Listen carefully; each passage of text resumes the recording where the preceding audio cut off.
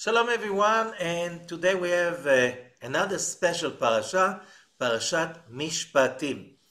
Why is it special? Because all of them are special. You have to remember that today is the most special day of your life, because today you're celebrating the summary of all your life till now, and it's the first day for the rest of your life, which means you put the foundations for the coming future. So it's very important. And you have to find what's exciting about everything happening today, because that's what you've got. Today is what you've got. Parashat Mishpatim is special because it is the Mishpatim means in modern Hebrew, like in ancient Hebrew, laws. When you go to law school, you go to study in Hebrew Mishpatim. Same word, the same thing. Okay, the words did not change. However, the meanings, it's what's important, like anything in our lives. And I'm reading from the book of Exodus, chapter 21, and it starts, verse 1, Ve'ele mishpatim asher tasim lifneim. And these are the laws that you put in front of them. Now, here comes a very important thing. This Parashat Mishpatim is the basic of Hebrew law, which means even in the Israeli legal system, there's a mentioning that when you don't know what to do, you go to the Hebrew law, which means the biblical law, and Parashat Mishpatim is the most important foundation of that. However, there are laws that look like they are not relevant to our generation at all, like the laws of slavery. However, we will see that all the laws in Parashat Mishpatim are very applicable to everyday life today, in the past, and always will be in the future, because there's something very special about this parasha. First of all, this is the sixth parasha of the ShOVaVIM weeks, the sixth week that started when we started 6 weeks ago exactly. We started the reading of the book of Exodus. And then already we mentioned what Rabbi Chaim Vital, the great teacher and the main student of Rabbi Isaac Luria, the Arizal, said, and he said that when we read the first verses of the book of Exodus, and it says over there, these are the names of the children of Israel coming, present continuous, coming continuously to Egypt, that has not just an historical meaning, it has a much deeper meaning, which means, what are we humans doing here? And the answer is, they are human souls, and those souls are referred to as the children of Israel, which means the soul is pure, the soul is good, the soul is balanced. However, the soul wants to achieve ownership over its achievements, and that cannot happen in a universe of truth, that everything is available, everything is known, everything is connectable, and happiness is not a rare product to achieve. However, in order to achieve that human power of creativity, which means to find the image of God within us, by ourselves, the souls are coming, present continuous, coming all the time into the physical bodies. And when we come into the physical body, that is called Mitzrayim. Mitzrayim is on a shallow level, it is Egypt. But Mitzrayim means in Hebrew the place of limitation, narrow place, the place of stress, okay, and all the words that are connected to it. This is Mitzrayim, which means when the soul is coming gradually into the physical limiting body, then the work is beginning. And what is the work? To achieve freedom. Freedom from what? Freedom from our physical bodies. Why do we need to achieve freedom? And the answer is because freedom cannot be given. Freedom has to be won. Freedom has to be achieved. Freedom has to be fought for. Okay? You have to work for freedom, which means no free lunches and easy comes, easy goes. That comes from the same family of understandings that humanity achieves for thousands of years, realizing something about the rules of cause and effect in our world. However, since, and that's also a very important concept, since we have to remember all the time that we were created by the endless creator, but the one and only one, creator, that is everything, there's nothing but him. We were created to achieve pleasure, his pleasure, enlightenment, his light, fulfillment, his bliss. We were created to achieve that, and since he is endless, we cannot run away from that. Not any human being, any human soul cannot run away from that state of mind of bliss, fulfillment, and happiness. However, some people say you live only once, which is a terrible, terrible lie. Why is it a terrible lie? Because there's another saying that says, if the end is well, all is well. However, if it's not well, that cannot be the end. Why it cannot be the end? Because the basic idea of monotheism, the basic idea of the Torah, the basic idea of Mount Sinai revelation is that every human being is destined to achieve the goal of the soul, not the body, the soul of endless fulfillment, endless enlightenment, endless freedom, and that means that he can't run away from that. Ki lo yidach mimeno nidach. Book of Samuel 2, chapter 14, verse 14. No one will ever can be cast away, which means, differently than many other religions, the basic tools of the Torah, the 5 books of Moses, is that every human soul is destined for perfection and completion, because if a human soul does not reach completion, it's not a problem of the soul, it's a problem of the creator of that soul.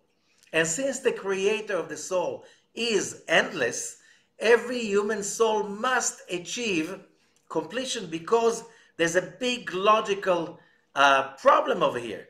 If the endless created something that is faulty, then it's not the endless and it's not perfect. And since monotheism is about that the creator is perfect, the creation is perfect, every human soul is perfect. So what is not perfect? The temporary state of imperfection in the world of the physical bodies. That's our world. Why is it so imperfect? Why is it so confusing? Why it's so aching and upsetting? Because you want to achieve godliness, you need to take responsibility for that. You need to work for that. You need to overcome the darkness, all the pain, all the, as we spoke about it last week, all the contradictions, and the week before and the week before. And the 6 weeks we went through, we're just starting the 6th week, and we have 2 more weeks according to Rabbi Ashlag. This is a period of 8 weeks every year that we need to accelerate. You know, some machines, some computers, they have this app that you activate it, it accelerates everything. So we have this acceleration mode that is available during this time of the Exodus, that we need to accelerate our awareness of what are we here for. Are we here to achieve political power, financial power, physical power? No. How do we know? It's not sustainable. It does not stay. When a person gets older and when a person dies, everything stays behind. This is not sustainable energy. Sustainable energy means it's energy that is renewal and it can never go away. And that is the energy, spiritual energy, that we generate when we take responsibility to create our own lives, which means to create light out of darkness and positivity out of negativity, sweet out of bitterness. This can never be taken away from us. Why? Because that's the purpose of our being here. So, the other aspect for this is that we're here in Egypt, in Mitzrayim, in the narrow, limiting, confusing body with all its whims of physical emotions, desires, inhibitions, and conditioning. In order, why is it so hard? Because if it's not hard, it doesn't worth it. You want to achieve godliness. And how do you achieve godliness? One thing that I hope we understood during the last 6 weeks, and Rabbi Ashlag, the founder of the modern Kabbalistic movement, is very precise and clear about it. The moment we are born, the race is starting. We're given time, and this time has one goal. Oh yes, there's so many distractions in purpose. So it has a value because when you achieve it, in spite of the disruptions, in spite of all the noises around, and you achieve the goal. And what is the goal? The goal is to take that lousy, dark Egypt, our physical body, that is full of negativity, that is full of selfishness and egocentric desires, and all kinds of fears and phobias and lusts for nothing of eternal, sustainable nature, and to be able to transform that selfish body into a pipe, which means from a desire to receive, which is a limited vessel, into the desire to receive for the sake of sharing, which is a pipe, unlimited vessel, from Ratzon to Tzinor. Ratzon is a vessel, desire. Tzinor is a pipe. Same letters in Hebrew. Okay, so how do we turn our bodies into a pipe? When we condition ourselves all our lives, and it's never too late, whatever we want to receive, pleasure, power, energy, money, whatever we have to learn to transform it into desiring to receive. And there's nothing wrong about it. We were created to receive God's light, but to turn it into desire to receive for the sake of sharing. The first level, sharing with other people, which means I want to be happy, but in one condition, other people get happy on the way. You cannot achieve happiness when it comes to making other people upset on the road. Okay? These are the basic laws of modern legal system. And it's all coming from Parashat Mishpatim. And before that, in the previous Parasha, Mount Sinai Revelation. So, we are still on Mount Sinai. Parashat Mishpatim, we're still in the process of Mount Sinai Revelation. However, the 2 tablets, the 10 laws, sayings, advices never commandments on the two tablets. Why never commandments? How can you become a co-creator when you're being commanded? Being commanded means that you are inferior. You are enslaved to. You're committed to. This is an oxymoron because being created in the image of God and being commanded, it doesn't go together. That's why people who were trained to be commanded under different religions along history, they rebelled. Okay, it was very hard to rebel during the Dark Ages. That's why they're called the Dark Ages. And then the Age of Enlightenment came, and what does it mean? That people did rebel. And they said, nobody has the right to tell me what's right and what's wrong. Nobody has the right to take away my happiness. Okay, so that's how democracy and modern society has come, with the idea that every human being has the right for his own opinions.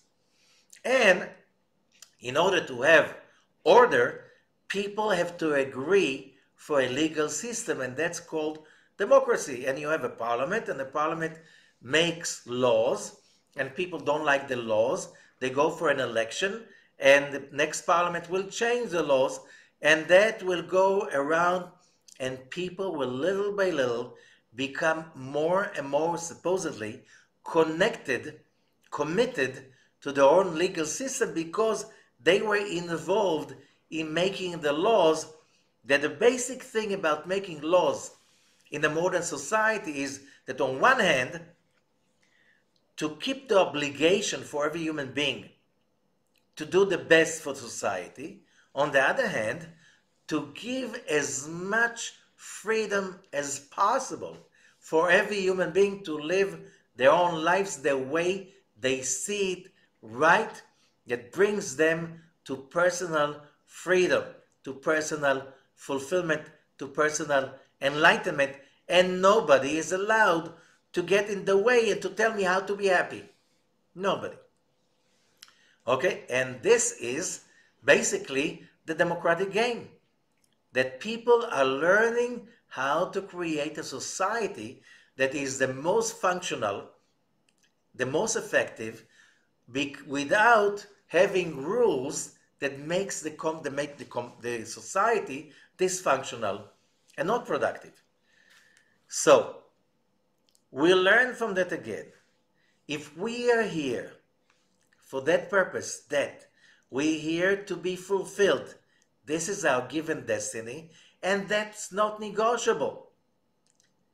So how can that be settled with the fact that most people die upset, miserable, sour, depressed? It's like, that's the life I had. And what we said again, if the end is well, all is well. If the person lives this world like Abraham, old and satiated, it means that all what he went through was great, because he didn't die sour and upset because he was abused by the king of his home country, where he grew up and made a career, till he was kicked out because he became a monotheist and he was defying polytheism and paganism. But he was not bitter about it. He was excited about his life, and that's why he died satiated. Same thing we see about Joseph. Okay, Joseph had horrible events happening. His brothers are selling him. His father was not there to protect him. How could he dare doing it? He was thrown into a pit full of snakes and scorpions. Somehow he came out alive. But then he was sold from the fireplace, okay, to the frying pan. He becomes a slave in Egypt. And then under the, under Potiphar, another Potiphar's wife, and he goes then to jail. He didn't do anything bad to get to jail. Still, he is telling his brothers, you had bad intention, but God had it all good from the beginning, which means he had no bitterness, even a little bit. He knows everything that I went through, I had to go through, because Otherwise, I would not become the strongest person in the Middle East in his time. Okay, I had to go through it. God meant well. So, but what about those people that die disappointed, miserable, upset, fearful, anxieties? And today we learn more and more that people get dementia and all kinds of degenerative diseases of the brain because of being afraid, dissatisfied, anxious about life. That's a result. Your brain can't hold it anymore. So what happened with those people that died upset and fearful? And the answer is, you don't live only once. You will come again. And therefore, when we read the Parasha of Mishpatim, these are the laws that you put in front of them, which means Mount Sinai Revelation gave us 10 laws. And now they spread out into dozens and hundreds of them about how to run a society. What are the right, just laws? However, Rabbi Shimon in his eternal words is saying, when we read this verse, these are the laws you put in front of them, we are not just talking about the Hebrew legal ancient system. We are talking about, by the way, most of the teachings and the study in yeshivot around the world, in Jewish academies, is about, a big part of it, I think it's even most, is the part that is dealing with the legal system. Okay? And most of it is originating from Parashat Mishpatim. And here what it says, these are the laws, says Rabbi Shimon, of reincarnation, which means the souls who are coming again and again and again to experience in this physical body, physical world, till each one of them is coming to its own perfection. And the next verse, says Rabbi Shimon, is that verse that says in the Torah, verse 2, chapter 21, כי תקנה ודברי 6 שנים יעבוד ובשביעית יצא לחופשי חינם. When you buy a Hebrew slave, he will work for you for 6 years, and on the 7th year he will leave without paying anything. Okay? Which means the slavery system in the Hebrew law was not like among the nations around. For thousands of years, till the abolishment of slavery around the world, in some countries, and you know what? In most countries, there's still slavery. They don't call it slavery, but it is slavery. I'm sure many of you feel that they are slaves, enslaved to their mortgage, to their family duties, to the tax duties, and I didn't really choose this lifestyle, so you're enslaved. You're not really free. Okay, but when we're talking about the ancient slave system, when we're talking about slave system starting from even Africa or even the Far East and many other places, and later on in America, and the slavery was really cruel. Taking somebody from his home and making him or her a property of other people, and power corrupts. And absolute power corrupts absolutely. So that leads us to horrible, horrible stories about slavery. And before there were the Americas, during like 1,000 years ago and before, there were raids of the Vikings or the Arabs on European villages all over and taking people to slavery. Like you read it in Jewish history about so many rabbis that they lived on beach towns all along the Mediterranean, and that those towns were raided and they became slaves and they were sold into slavery. They were lucky because the enslavers, they knew that if you're Jewish, there will be a Jewish community that will buy you back, because one of the major laws in Judaism is to buy somebody from slavery, because knowing how terrible slavery is. Okay, so slavery was there for long, long, long time. We're talking till like very late in human history. Okay, so, but here the Zohar says we're talking about different kind of slavery. The slavery is when the soul is coming to the physical body, and it comes for a limited time. We're not enslaved to the body forever. We're enslaved to the body for a limited time. Could be 70 years, and today in many countries the average is much more than 70. We're reaching over 80, close to 90 in some countries.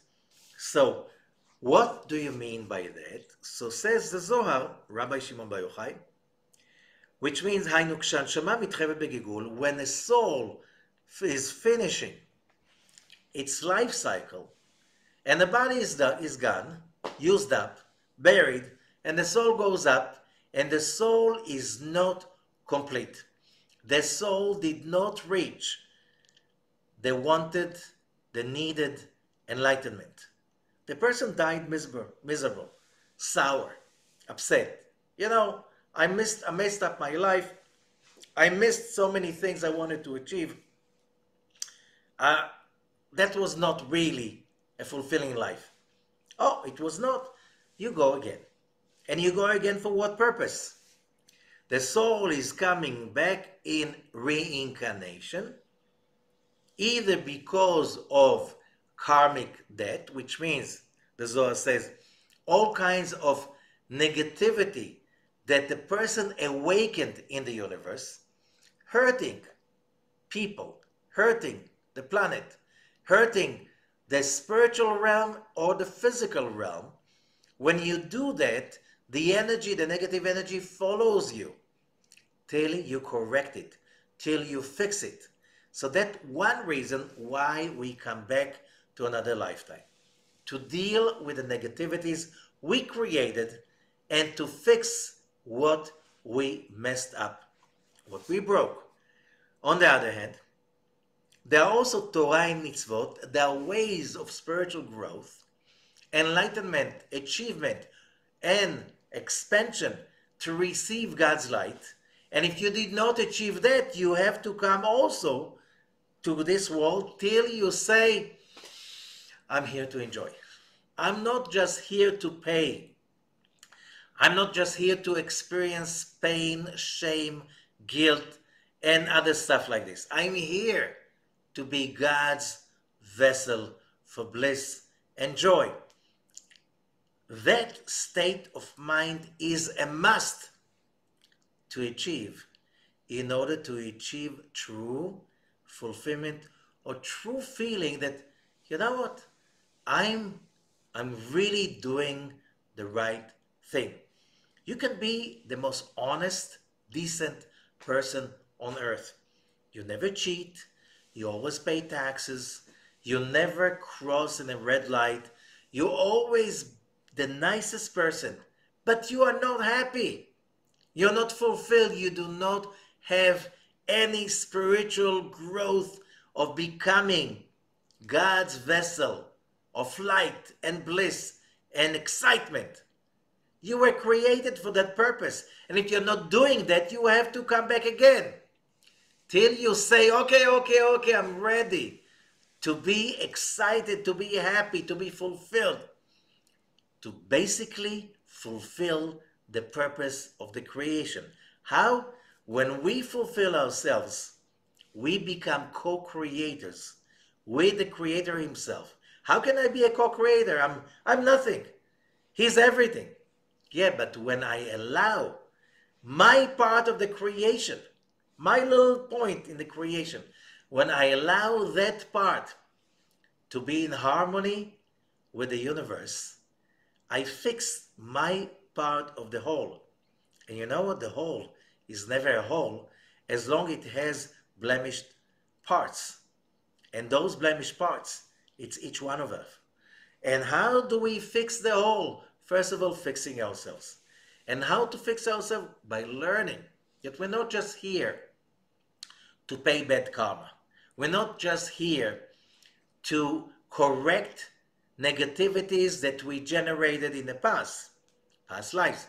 We here as a purpose. We're here to be fulfilled. And as long as we don't get it, we'll have to come again and again and again, as the sages are quoting from everywhere. There's so many verses about it. We're here to feel and experience the endless world, the world to come, here in this physical body.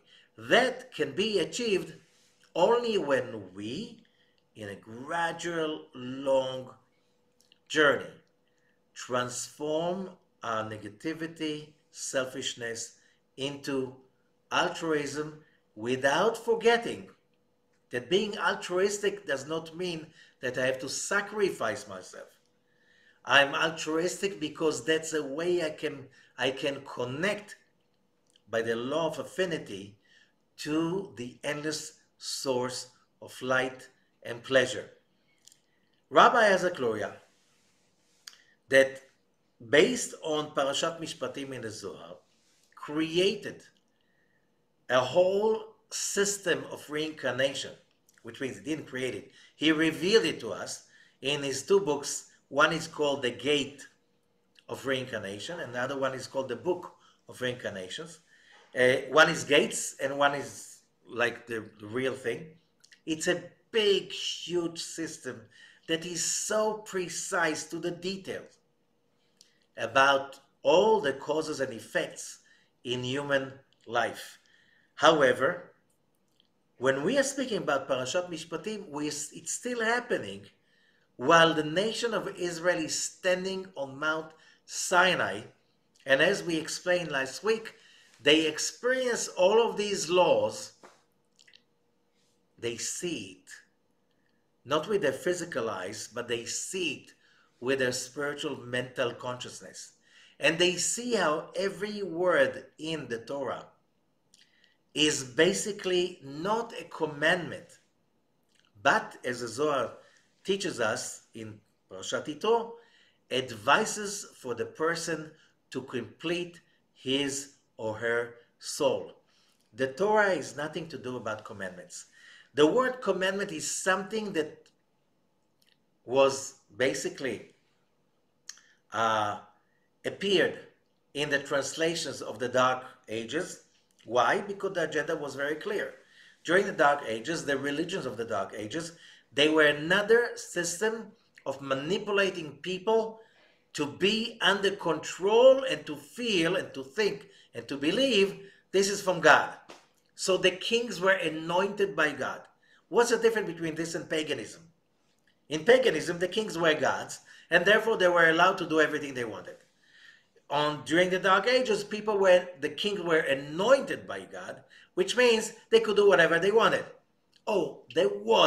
They didn't do everything they wanted.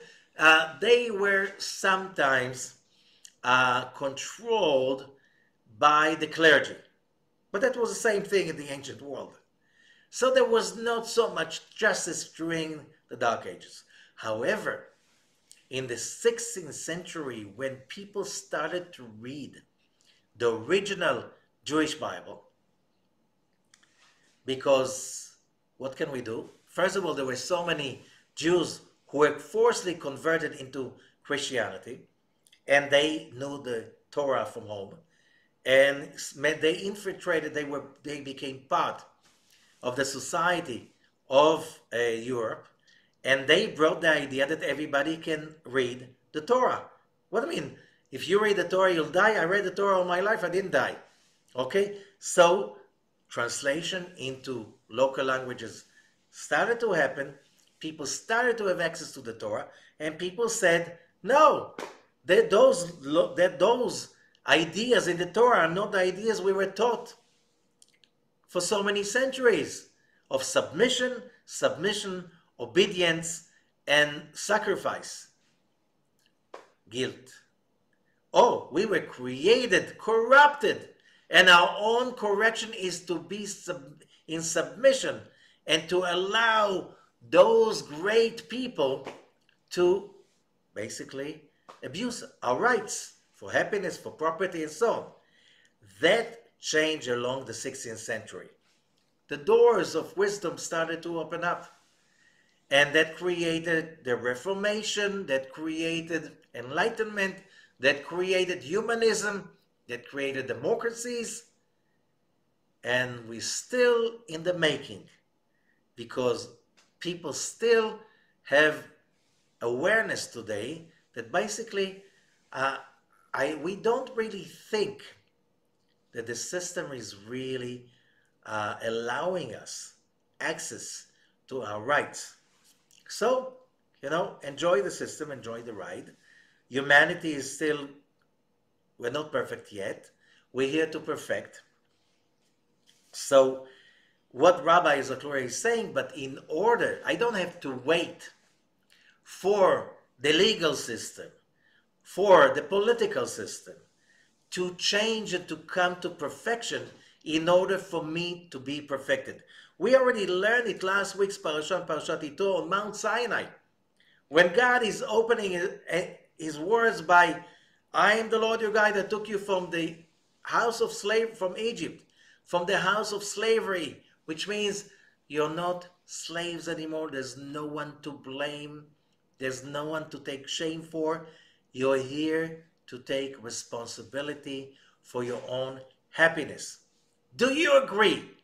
And the Israelites said, yes, we'll do. And that's how the journey started. If you want to be part of the journey, you have to acknowledge the idea that the only one that is responsible for your happiness is yourself. No one can do it for you. Oh, it's much easier when people are nicer. Oh, it's much, much, much better when you live in a loving community. However, whatever you go through, this is part of your destiny, part of your reincarnation mode, because you have to pay and correct. The word payment is not so popular in the Zohar. It's more about correcting. We are here to correct all the mistakes from past lives. And we hear now, and one of the mistakes is also that we did not believe, or we were not so sure, we did not have certainty that we have the duty, not the right, the duty to be happy, to be fulfilled, to achieve godliness, to be excited about life, no matter what. In one reason, in one way, to achieve enlightenment in order to get closer to the Creator so we can reach that status of being co-creators. Rabbi Isaac Luria is adding to it that the idea of reincarnation must be a foundation of a person's consciousness, because only when you have that idea of reincarnation, you are able to cope with the difficulties of life. Because how many times we do experience unreasonable hardship and pain, and we can't relate to something we did. I didn't do so much atrocities that I deserve so much. So first, we learn in Kabbalah, whatever you imagine is logical has nothing to do with reality. But you can always assume that if you don't understand what you did so bad in this lifetime, so that was last lifetime. And look at Joseph. Look at Joseph. In order to become the great, powerful person he had to go through big, great hardships and overcome them. Okay? Which means you are great as the size of the hardships you overcame. Human greatness is being measured not by how talented they are. There are many, many very talented, smart people, but they are not great people. Greatness is achieved only by overcoming logically impossible challenges. That's how greatness is achieved. We feel it deep inside when we see people that everything was easy for them. They were born talented. They were born. Gifted, and everything came easy, and they reached a higher place in society, but they never had to fight atrocities, confusion, uncertainty. We know deeply inside this is not real true greatness. Real true greatness is זהו גיבור הכובש את יצרו. King Solomon says, who is the hero? The one who is who has superpowers, the one who overcame his own inclination, his own Egypt, the one who got out of the box by himself, the one who fought for it, the one who believed in the good, although everything smelled, felt, looked like, understood like evil. When we see that, we understand what does it mean to own achievement. Achievement is an ownership. That's why, what does it mean when it speaks about co-creativity? Being co-creators. The creator created the basic tools, the basic, everything basic. It's like you go to this like big IKEA store, or IKEA if you're European, okay? And you buy all kinds of stuff, and you come home and you put it together. You don't have to make it from scratch. The creator did it for you, which means you want to have food. You don't have to get the food from scratch. Why? Because potatoes, who grows potatoes? The farmer? No. The farmer does not stand on every potato and makes them grow. The farmer just gives the potatoes the ability to grow. The potatoes grow because, as it says in many places, in the Talmud and so on, there are angels that are messengers of God that they send forces into the potato to grow till it becomes a vegetable that you can buy from the farmer. But can you eat the potato when it comes to your home? No, you have to make it. But when it comes, how long does it take to grow a potato? How long does it take to cook the potato? Much shorter. How long does it take to eat the potatoes? Much, much shorter. Okay? So we have that opportunity simply to complete the process of the creation and to feel ownership about it. And therefore, the whole story of reincarnation is a kind of a greater perspective, realizing that you cannot judge a person by the way they look like. You cannot judge a person, or you judge your own experience just by your limited understanding of what really happened over there.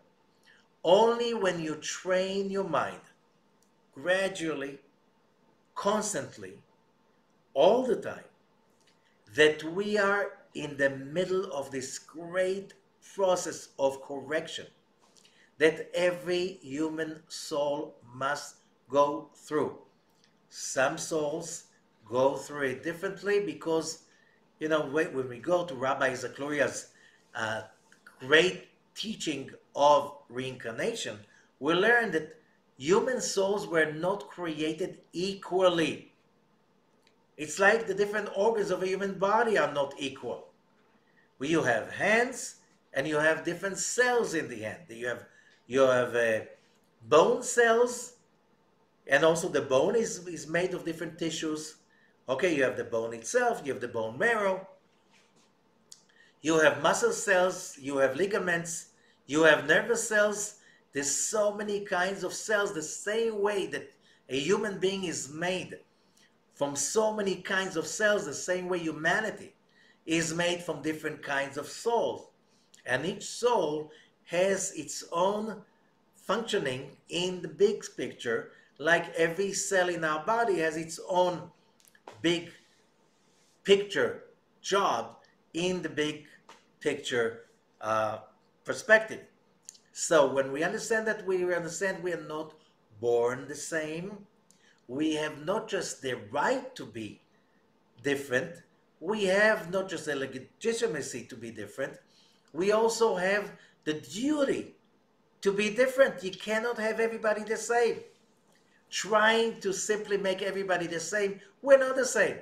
Every person is unique. Every person has different roles that other people do not. And our job as humanity is to allow to every human being to develop into the purpose they came to fulfill in this world. And only when we really fulfill that purpose, we can feel the real achievement, creation, fulfillment, bliss, happiness, whatever you name it. And that, but, as I said, remember again, that must go together with the process of transforming egotism to altruism, transforming the desire to receive for the self alone, which means you're cut off from the grid, because by the law of affinity, you cannot connect to anything valuable when you're selfish. Why? Because your body is still projecting, vibrating negativity. You did not fix that. That's the first job. How do you change that? First of all, love others as you love yourself. Learn how to love, care, share with other people. Because when you do that, you get out of your comfort zone. You're also getting out of your box. And when you get out of your box, you meet God. And God is great, and you realize He was always there, providing for you, protecting you, guiding you, but you didn't see that because you were so busy messing up your life. So all the rules of this parasha are very, very strict, very precise, because they're speaking about the basic ground rules of the journey of humanity. When we read last week that on Mount Sinai, when God started to speak, and how did that happen? It says, Vayichan Sham Yisrael Keneged Ahar. And the nation of Israel camped in front of the mount. But in Hebrew, camped in single is Vayichan, in plural is Vayachanu. And the word is Vayichan. One nation, one heart, united all together. When everybody was united, united means not uniform, but united. The only way you can be united is when you allow every person to become what they were meant to become. And they're not supposed to be like me. I'm unique, you're unique, and I cannot make you be me, and you cannot make me be you. That's a huge transgression.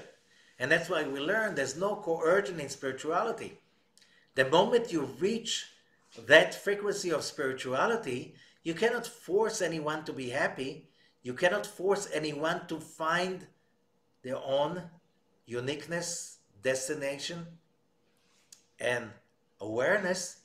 People have to achieve that by themselves. They have to acquire the responsibility for doing that. But that's what the Israelite accepted on Mount Sinai. What was the result? The revelation. What was the revelation? Now you're ready. As one nation, you can support each other. You can receive this light, and more than that, knowledge, wisdom, without being burned out. Now it's the time. 600,000 people stood on Mount Sinai. All of them heard the Torah. Each one of them heard it differently, and everybody is right. How can you? That's exactly the wisdom of the Torah. Every piece of information has 600,000 angles of true understanding, true application. And our job is to listen to the arguments, to listen, because the whole Torah is, all the teachings about the Torah is arguments. You go especially to the Talmud. Why the arguments? Because through the arguments, you can little by little reach your own perspective that is your own true vision and true angle of the real original truth. And that doesn't mean that my truth is against your truth, because my truth belongs to me, and I developed it, and it's only mine because I worked for it. And I cannot make it for you, because you have to find your own truth, your own happiness, your own fulfillment. So reincarnation is a very important concept, says Rabbi Zakluria. Without understanding that concept, you cannot really fix your life, because you always be busy to find what's wrong in the creation. And today we have a whole religion. You have a religion, the climate religion, you have the leftist religion, you have the rightist religion, and that religion is about being very, very upset and angry about what the others are doing that is wrong.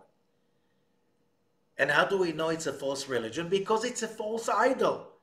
What's a false idol? When it says idol worshipping is anger, every anger is idol worshipping. Why? Because the moment you're angry, you basically hand over the subject of your anger. You give them the power to control your life. And that is exactly what you're not supposed to do. Why? Simply, it says on the 2 tablets, thou shalt not have other gods but me.